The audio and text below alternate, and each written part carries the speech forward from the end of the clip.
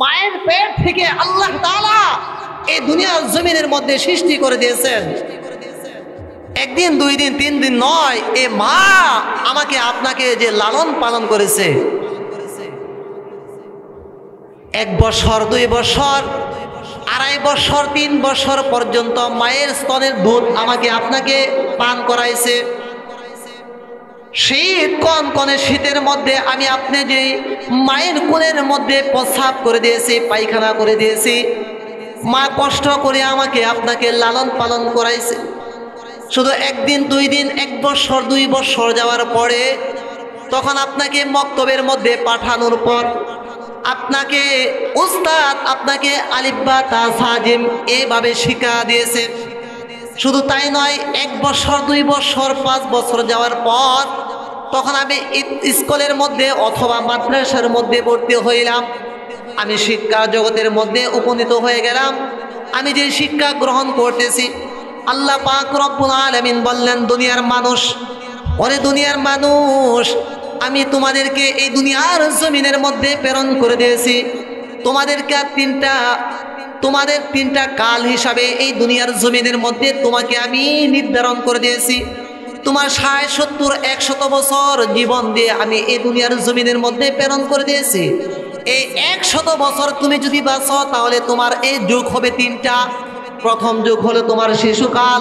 তোমার এই শিশুকালের মধ্যে আল্লাহ তাআলা আমাকে কোনো হিসাব নেবেন নাই যে আপনাকে নামাজের 5 ওয়াক্ত নামাজ ফরজ করে নাই, যে বান্দা তুমি শিশুকাল থেকে, তুমি মায়ের পেট থেকে জন্মগ্রহণ করার পর থেকে তুমি 5 ওয়াক্ত নামাজ পড়তে হবে, তুমি রোজা রাখতে হবে, তুমি নেক আমলগুলা করতে হবে, তুমি আমার বিধিবিধানগুলো পালন করতে হবে। কিন্তু এরকম আল্লাহ পাক রব্বুল আলামিন হুকুম দেয় নাই। আল্লাহ তাআলা এই দুনিয়ার জমিনের মধ্যে আমাকে আপনাকে প্রেরণ করে দিয়েছেন। প্রথম যুগ হলো, প্রথম কাল হলো আমাদের অতীতকাল। মানে অতীতকাল হলো আমাদের শিশুকাল। যে আমরা শিশুকাল হলো আমরা যে যৌবন হওয়ার আগ পর্যন্ত আমাদের শিশুকাল থাকে। এই শিশুকাল আপনি যদি নেক আমলগুলা করি তাহলে সওয়াব আছে, আর যদি নেক আমলগুলা না করি তাহলে কোনো গুনাহ নাই। আর এই শিশুকালের মধ্যে যদি আপনি মৃত্যুবরণ করি তাহলে বিনা হিসাবে আমার আপনার ঠিকানা হবে জান্নাত। যদি আমরা শিশুকাল যদি মৃত্যুবরণ করি তাহলে আমার আপনার ঠিকানা হবে জান্নাত। এখন আসুন, আমার সন্তানের যখন বয়স হবে 7 বছর, হাদিসের মধ্যে আসলে 7 বছর, 7 বছর যখন বয়স হবে তখন তাকে নামাজের তাকিদ দাও। যখন 10 বছর হবে তখন তাকে নামাজের জন্য কিছু আহার প্রহার করো। আর যখন তার 12 বছর হয়ে যাবে, এটা হলো ছেলেদের বেলায়, যখন 12 বছর হয়ে যাবে তখন তুমি তার বিছানা থেকে তাকে পৃথক করে দাও এবং তাকে তাকিদ দাও নামাজের জন্য। এমনকি তাকে বেতের আঘাত পর্যন্ত তাকে করো, সে যদি নামাজ না পড়ে। আর যখন সে 15 বছর হয়ে যায়, 15 বছর যখন হয়ে যায় তখন আল্লাহর বিধান তার উপর আপত্তি হয়ে যায়, আল্লাহর বিধান তার উপর পীড়িত হয়ে যায়। আল্লাহ পাক রব্বুল আলামিন বলেন, তোমার যখন 15 বছর হয়ে যায় তখন তোমার শিশুকাল চলে যায়, তোমার শিশুকাল আর থাকে না, তুমি যৌবনকালের মধ্যে উপনীত হয়ে গেলা। তুমি যখন 15 বছর হয়ে যাবে তখন তোমার উপর আল্লাহ পাক রব্বুল আলামিনের যত ধরনের বিধিবিধানগুলো আছে, নামাজ, রোজা, হজ, যাকাত, যা কিছু আছে, আল্লাহ তাআলা তোমার উপর নির্ধারণ করে দিয়েছেন 5 ওয়াক্ত নামাজ পড়তে হবে, 5 ওয়াক্ত নামাজ খোলা পড়তে হবে। তাহলে বুঝে থাকতে বলেন, যখন আমাদের পুরুষের 15 বছর হয় এর আগে থেকে তো তাকে দিতেই হবে। যখন 15 বছর হয় তখন যদি আমরা নামাজ না পড়ি, এর আগে যদি নামাজ পড়ি তাহলে সওয়াব আছে, আর যদি না পড়ি গুনাহ নাই। বুঝছেন? এর আগে কি যৌবনকালের আগে, মানে শিশুকাল, যখন আমরা নামাজ পড়ব, নেক আমলগুলা করব, তখন সওয়াব আছে, আর না করলে কি নাই, গুনাহ নাই। আর যখন 15 বছর হয়ে যায়, যখন আমরা যৌবন উপনীত হয়ে যায়, তখন নামাজ গুলা, নেক আমল গুলা পড়লে সওয়াব আছে, পড়লে কি সওয়াব আছে, না করলে গুনাহ। বুঝছেন? না করলে কি গুনাহ। আর মেয়েদের বেলায় হলো 9 বছর, পুরুষের বেলায় হলো 15 বছর যুবক, আর হলো মেয়েদের বেলায় কি 9 বছর। 9 বছর পর থেকে তার উপর আল্লাহর বিধানগুলো পতিত হয়ে যায়। এখন যদি এই যৌবনকালে আমরা যদি 1 ওয়াক্ত নামাজ কাজা করি, 1 ওয়াক্ত নামাজ যদি আমরা কাজা করি, তাহলে আমাদের কি শাস্তি? হাদিসের মধ্যে আসলো 1 ওয়াক্ত নামাজ যদি কাজা করা হয় তাহলে 1 হুকবা, 1 ওয়াক্ত নামাজ যদি কাজা করা হয়, মানে কাজা বলতে কাকে বলে? যে আমি জোহরের নামাজ পড়লাম না, আমি জোহরের নামাজ পড়লাম না, কিন্তু এই জোহরের নামাজ আমি আসরের নামাজের মধ্যে পড়লাম, অথবা এই জোহরের নামাজ আমি মাগরিব নামাজ পড়িয়া তারপরে এই সময় আমি জোহরের নামাজগুলো আদায় করে ফেললাম, অথবা আমি আজকের জোহরের নামাজ আগামীকাল জোহরের সময় আমি আদায় করলাম, কিন্তু আমার নামাজ কি আদায় হইল না? বলেন, আমি নামাজ কি আদায় করলাম কিনা? আমি নামাজ আদায় করলাম, আমি জোহরের নামাজ আমি ঠিক মতে না পড়ার কারণে আমার কাজা হয়ে গেল, কিন্তু এই কাজা নামাজ আমি আগামীকাল অথবা আমি জোহরের নামাজ জোহরের সময় না পড়িয়া আমি আসরের নামাজের সময় পড়লাম, অথবা মাগরিবের নামাজের সময় পড়লাম, অথবা এশারের নামাজের সময় পড়লাম, তাহলে আমি ওই কাজা নামাজগুলা আমি আদায় করলাম। আদায় করার পরও আল্লাহ তাআলার হাবিব জনাবে রাসূলুল্লাহ সাল্লাল্লাহু আলাইহি ওয়াসাল্লাম বলতেছে, তুমি ওই নামাজকে সময় মতো না পড়ার কারণে, তুমি কাজা নামাজ করার কারণে তুমি 1 হুকবা পরিমাণ জাহান্নামে থাকতে হবে। আর 1 হুকবা পরিমাণ হলো 2,88,00,000 বছর জাহান্নামে থাকতে হবে। নাউজুবিল্লাহ। এটা কি সাধারণ ব্যাপার? আমি আপনি কয় বছর বাঁচবো? 50, 60, 100, 200, এমনকি 200 বছর এই গ্রামের মধ্যে আছে, এমন দেখাইতে পারবেন? এমন আছে? আগের যুগে ছিল 500 বছর, 1000 বছর পর্যন্ত হায়াত পাইছিল, কিন্তু এই মুহূর্তে এই সময় এই গ্রামের মধ্যে হোক, এই থানার ভিতরে মনে 200 বছর এমন কোনো লোক পাওয়া যাবে না। কিন্তু আমি আপনার যে হায়াত একেবারে কম, 24 ঘন্টার মধ্যে আমার আপনার হায়াত হলো 1 সেকেন্ড। 24টা ঘন্টার মধ্যে আমার আপনার হায়াত হলো 1 সেকেন্ড। ওই 1 সেকেন্ড 60 সেকেন্ডে হয় 1 মিনিট, 60 মিনিটে হয় 1 ঘন্টা। তাহলে 24টা ঘন্টা, এই 24টা ঘন্টার শুধু 1 সেকেন্ড যে হায়াত, 1 সেকেন্ড বলতে একটা কথা, আমি একটা কথা বললাম, এটাই 1 সেকেন্ড চলে গেল, 1 শেষ। বুঝছেন? 1 মানে কি 1 সেকেন্ড শেষ। তাহলে এমন হায়াত দিয়ে আমি আপনি এই দুনিয়ার জমিনের মধ্যে আসলাম, এই হায়াত দিয়ে আমরা কত আশা, আমাদের কত আশা, এই দুনিয়ার মধ্যে আমাদের কত আশা। আমার সামনে সময় আছে, আমি বিদেশের মধ্যে যাব, আমি ব্যবসা বাণিজ্য করব, আমি চাকরি করব, আমি টাকা পয়সা কামাই করব, আমি অট্টালিকা বানাইব, আমি বিল্ডিং তৈরি করব, আমি বিবাহ শাদী করব, আমার ছেলে মেয়ে হবে, আমার নাতিপুতি হবে, সব কিছু হবে। তারপর আমি আপনার দুনিয়ার জমিনের মধ্যে থেকে আলমে বরজাকের মধ্যে যাব। কিন্তু এমন হায়াত যে আমরা পাবো এমন কোনো আশা আছে? এমন গ্যারান্টি আছে? এমন সময় নাই। কারণ 1 সেকেন্ড, আমার আপনার সময় তো 1 সেকেন্ড। 1 সেকেন্ড মানে একটা কথা বলার সাথে সাথে আমার 1 সেকেন্ড আমার জিম্মা থেকে চলে গেল। এটা হলো আমাদের হায়াত। এই হায়াত নিয়ে আমরা কতই কিছু করতেছি। দুনিয়ার মহাব্বত আমার আপনার অন্তরের মধ্যে কি করতেছি? কিছুই তো করতে পারি নাই। অতএব দেখেন, 1 রাকাত যদি আমরা 1 ওয়াক্ত নামাজ যদি আমরা কাজা করি, তাহলে 1 হুকবা পরিমাণ জাহান্নামে থাকতে হবে। আর 1 হুকবা পরিমাণ হলো 2,88,00,000 বছর জাহান্নামে থাকতে হবে। আর যদি আমরা নামাজ না পড়ি, জোহরের নামাজ পড়লাম না, এমন আছে না? এই গ্রামের মধ্যে এমন আছে কিনা জোহরের নামাজ কেউ পড়ে নাই, ফজরের নামাজ কেউ পড়ে নাই, আসরের নামাজ কেউ পড়ে নাই, মাগরিব নামাজ কেউ পড়ে নাই, এমনকি এশারের নামাজ পড়ে নাই, এমন তার জিম্মা থেকে বছর কি বছর সে নামাজগুলা ছেড়ে দিতেছে। এমন আছে কি না? এমন আছে না? আমার জিম্মা থেকে আমার 1 বছর, আমার 2 বছর, আমার 5 বছর, আমার 80 বছর পর্যন্ত আমার নামাজগুলো আমি ছেড়ে দিতেছি। এমন আছে কি না? আছে না? প্রত্যেকটা গ্রাম থেকে যদি যারা যুবক 15 বছর পর থেকে আমরা যদি মসজিদের মধ্যে আসতাম, তাহলে এমন প্রত্যেকটা গ্রামের মধ্যে 2, 3 তলা 5 তলা যদি মসজিদ হইতো, তাহলে এই মসজিদের মধ্যেও জায়গা হইতো না, ঠিক কিনা? আর আজকে আমরা কি করতেছি? আজকে আমরা কি করতেছি?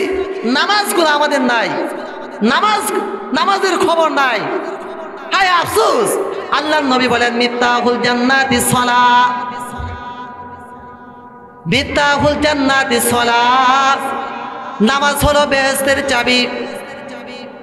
দুনিয়ার মধ্যে আমি আপনি যে যদি নামাজগুলা না পড়ি, নেক আমলগুলা যদি না পড়ি, নেক আমলগুলা যদি না করি, দুনিয়ার কাজ তো আমি করব, আমি কার জন্য করতেছি? আমি টাকা পয়সা কামাই করতেছি।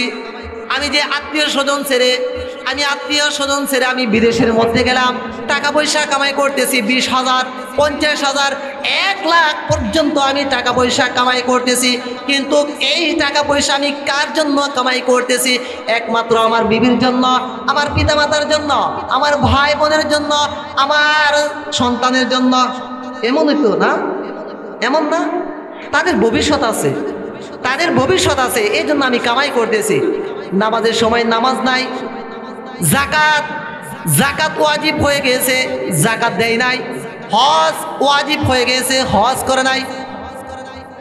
দান খায়রাত করে নাই। সে শুধু কামাই করতেছে আর উপার্জন করতেছে, আর শুধু এই টাকা শুধু জমা করতেছে। কে আহসিন কামা আহসানাল্লাহু ইলাইক। তুমি যেভাবে টাকা পয়সা উপার্জন করতেছ, সেইভাবে আল্লাহর রাস্তায় তুমি খরচ করো। কবির জন্য বলেন শেখ সাদি, আল্লামা শেখ সাদি বলেন, আকাশকে বদিনার দেরাম খাইরে নায়ান্দো, আকাশকে বদিনার দেরাম খাইরে নায়ান্দো, সেরা আকে বাতান বরসের দিনার দেরাম কর, খাহি কে মুতামাত্তির সবই আদনিয়া মতে দুনিয়া, খাহি কে মুতামাত্তির সবই আদনিয়া মতে দুনিয়া, বাখল কে করম কুমসু খুদা বাতু করম কর, কে আহসিন কামা আহসানাল্লাহু ইলাইক। তুমি যদি দুনিয়ার ধন সম্পদ থেকে উপার্জন করতে চাও, তাহলে তুমি যেইভাবে আল্লাহ পাক রব্বুল আলামিন তোমাকে যে ধন সম্পদ দিয়েছেন, তোমাকে যে টাকা উপার্জন করার তোমাকে একটা শক্তি দিয়েছেন, এই শক্তি অনুযায়ী তুমি টাকা পয়সা খরচ করতেছ। এই টাকা পয়সা তুমি যেইভাবে টাকা পয়সা খরচ মানে উপার্জন করতেছ, সেইভাবে কে আহসিন কামা আহসানাল্লাহু ইলাইক, তুমি সেইভাবে আল্লাহর রাস্তায় তুমি খরচ করো। আল্লাহর রাস্তায় খরচ করতে হবে। আত্মীয় স্বজনের জন্য আমি আজকে ব্যয় করতেছি, আত্মীয় স্বজনের জন্য আমার সময়কে ব্যয় করতেছি, টাকা পয়সা উপার্জন করতেছি।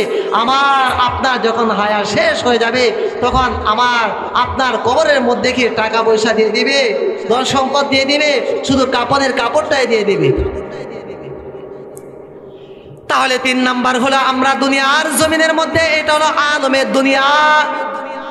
আলমে দুনিয়া এটা হলো আমাদের 3 নাম্বার জগৎ। এই 3 নাম্বার, প্রথম জগতের নাম হলো আলমে রূহ, 2 নাম্বার জগতের নাম হলো আলমে বতন, মায়ের পেটের জগৎ। 3 নাম্বার জগতের নাম হলো আলমে দুনিয়া। এই দুনিয়ার জমিনের মধ্যে আমরা 3 নাম্বার জমিনের মধ্যে, 3 নাম্বার জগতের মধ্যে আমরা এখন বসবাস করতেছি। 3 নাম্বার জগতের মধ্যে আমরা বসবাস করতেছি। এই 3 নাম্বার জগৎ থেকে আমার আপনার সামনে যে 2টা জগৎ আছে, এই 2টা জগৎ ভালো হবে অথবা খারাপ হবে, ভালো হবে অথবা খারাপ হবে। যদি আমি এই জগতের মধ্যে ভালো কাজ করে যাই, তাহলে আমার ঠিকানা হবে ভালো, আর যদি খারাপ করে যাই, তাহলে আমার ঠিকানা হবে খারাপ, অবস্থা হবে খারাপ। আলমে দুনিয়ার আমার যে হায়াত দিয়েছেন, এই হায়াত আমার আপনার যে শেষ হয়ে যাবে, আমার আপনার যে এই হায়াত শেষ হয়ে যাবে, তখন আমার এই দুনিয়ার জমিনের মধ্যে তিনটা জিনিস আমার আপনার সাথে থাকবে। তিনটা জিনিস আমার আপনার সাথে থাকবে। এই তিনটা জিনিসের হলো, এক নাম্বার হলো, আপনি যখন এই হায়াত, আপনার হায়াত শেষ হয়ে যাবে, তখন আপনি আলমে বরজাক অর্থাৎ কবরের জগৎ। বরজাক শব্দের অর্থ হলো আড়াল। বরজাক শব্দের অর্থ কি? আড়াল। আড়াল বলতে যে আমাদের এই দুনিয়াটা আছে, এই দুনিয়া থেকে কবরটা হলো, এটা হলো কি একটা আড়াল, ঠিক কিনা? যে আমরা দুনিয়ার জমিনের মধ্যে যে মানুষগুলা বসবাস করতেছি, দুনিয়ার মানুষের মধ্যে যে বসবাস করতেছি, এটা আমরা একে অপরকে দেখতে পারি, একে অপরের অবস্থা শুনতে পারি, দেখতে পারি। বিপদের মধ্যে আমরা তাকে সাহায্য করতে পারি। কিন্তু যে আলমে বরজাক, যে আড়ালের ভিতরে যে মানুষগুলা বসবাস করতেছে, আমার বাবা, আমার দাদা, আমার পরদাদা, আমার গ্রামবাসী, যে মানুষগুলা এই আলমে বরজাক, এই কবরের জগতের মধ্যে তারা বসবাস করতেছে, তাদের কোনো আমরা তাদের অবস্থা আমরা দেখিও না, তাদেরকে বিপদের মধ্যে আমরা সাহায্য করতেও পারি না। কিন্তু যখন দেখেন আপনার আমার হায়াত যখন শেষ হয়ে যাবে, মৃত্যু যখন আমাদের সন্নিকট হয়ে যাবে, তখন এই দুনিয়ার জমিনের মধ্যে আমার আপনার সাথে তিনটা সম্পর্ক থাকবে। এক নাম্বার সম্পর্ক থাকবে আমার আত্মীয় স্বজন। এক নাম্বার সম্পর্ক থাকবে আমার আত্মীয় স্বজন। আমার বিবি আমাকে ছাড়া থাকতে পারে নাই, আমার মা আমাকে এমন মহাব্বত করে, আমার ছেলে সন্তান আমাকে এমন মহাব্বত করে, আমার ভাই আমার বোন আমাকে এমন মহাব্বত করে, আমার আত্মীয় স্বজন আমাকে এমন মহাব্বত করে, আমার গ্রামবাসী আমাকে মহাব্বত করে, এমনকি আমার মহল্লা আমাকে এমন মহাব্বত করে, এমন মহাব্বত করে। কিন্তু আমার আপনার যখন এই দেহের থেকে আত্মা চলে যাবে, আমার আপনার যখন সময়টা শেষ হয়ে যাবে, তখন আমাকে আপনাকে আর কেউ মহাব্বত করবে না। যেহেতু আমাকে মহাব্বত করলেন, আপনাকে আমি মহাব্বত করতেছি, আপনি মৃত্যুবরণ করলে আপনার কবরের মধ্যে কি আমিও যাব? যেহেতু দুনিয়ার জমিনের মধ্যে আমি তার সাথী ছিলাম, আমি তার সাথী ছিলাম, আমার স্বামী ছিল, আমার স্ত্রী ছিল একসাথে, কিন্তু আমি যখন কবরের মধ্যে যাব, স্বামী কি স্ত্রীর সাথে, স্ত্রী কি স্বামীর সাথে যাবে, মা ছেলে, ছেলে মার সাথে যাবে, কেউ কারোর সাথে যাবে না, কেউ কারোর সাথে যাবে না। তাহলে এক নাম্বার হলো তার আত্মীয় স্বজন, দুই নাম্বার হলো তার মালধন সম্পদ, টাকা পয়সা। 50-60 বছর যে আমি কামাই করলাম, আমি যে টাকা পয়সা উপার্জন করলাম, কিন্তু যখন আপনার হায়াত শেষ হয়ে যাবে, তখন আমি আপনি এই দুনিয়ার থেকে আমি যখন আলমে বরজাক অর্থাৎ কবরের জগতের মধ্যে যাব, এই কবরের জগতের মধ্যে যাওয়ার পর তখন আমি আপনি যে কাফন ছাড়া আর কেউ যাবে না, এই কাফন ছাড়া আমাকে টাকা পয়সা কেউ দিবে না। কোটি কোটি টাকার মালিক এই কবরের মধ্যে 1 টাকাও দিবে না। অনেক সম্পদের মালিক 1 বিঘা জমিও আমার কবরের মধ্যে দিবে না।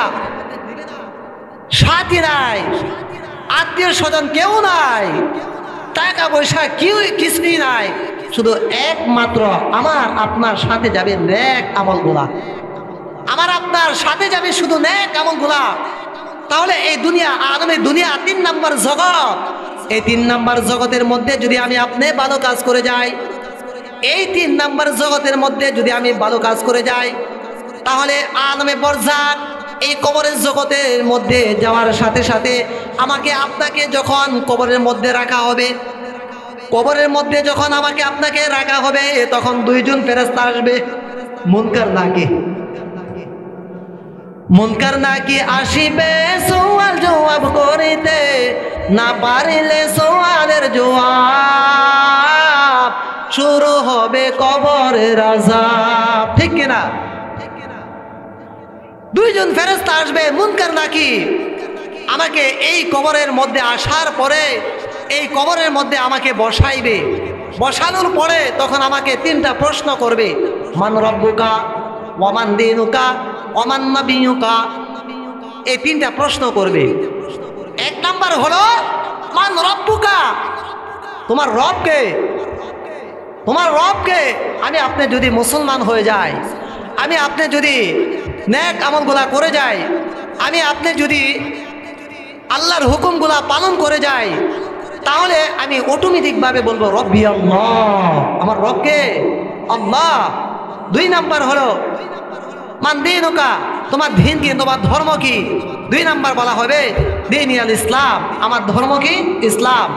3 নাম্বার হলো মান হাদা বুইসুর রাজুলু, ওই লোকটা কি তুমি চিনো, তোমার নিকট যে পাঠাইলাম, তোমাদের ধর্ম, তোমাদের যেই খলিফা হিসাবে, তোমাদের নেতা হিসাবে পাঠাইলাম, এগুলা চিনো এই লোকটাকে।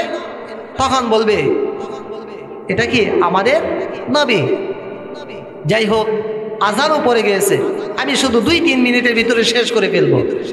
তাহলে আমাদের এই 3টা প্রশ্নের জবাব যখন আমি আপনি ভালো করে দিতে পারবো, আলমে বরজাক 4 নাম্বার জগৎ, এই 4 নাম্বার জগৎ থেকে আমার আপনার ঠিকানা হয়ে যাবে জান্নাত।